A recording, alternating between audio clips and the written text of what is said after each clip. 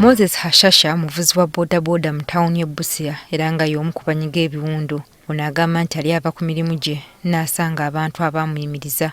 Lwakuba nti bali bantu bangi, abantu nga 16 tosobola batwanisa omuntu omu.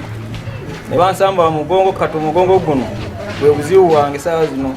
Hashasha si muvuzi wa bodaboda ekali ku ndiri oluvannyuma lw'okukolebwako obulumbaganyi.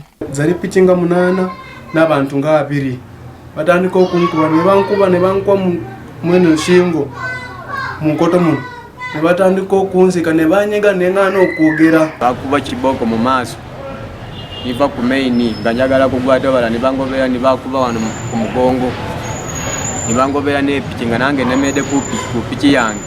Omuna najja n'ekijambia nayagala kunsala nenkola ki nenzirukawo ne banumba ne bangwa mu bulago abamu ne bankuba emiggo nerwanako ne bankuba nengwa wansi awo ne batandika okusikambula piki ne batandika okunkuba ne bankuba nengwa wansi piki nengwira ne bakuba mu mugongo ne bakuba ekifuba ne bagamba naye mundeke siri mu yeekera nti ojja kugonda. Balumiriza ekiwayi kya Team No Sleep ekikulemberwa George Byansi okuba emabega w'obulumbaganyi buno. Team No Sleep ekulemberwa omuntu agikulembera ye mwami Byansi George ne Gerard ne Bashir. Kiwayi kya Byansi kisingako ne kya kitata kye twawuliranga e Kampala kya 210 era kino kikisingako lwakuba bo bali mukuta n'abaana. Kyokka Byansi n'ab'ekibiina kye beeganye ebiboogerwako.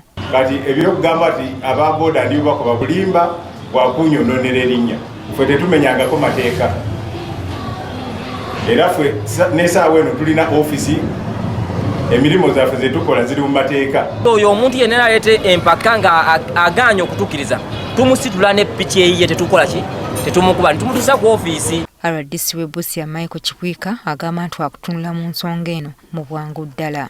Owa boda wogema owa boda mwino ng'akoze ensobi omureportinga police ya muarrestinga.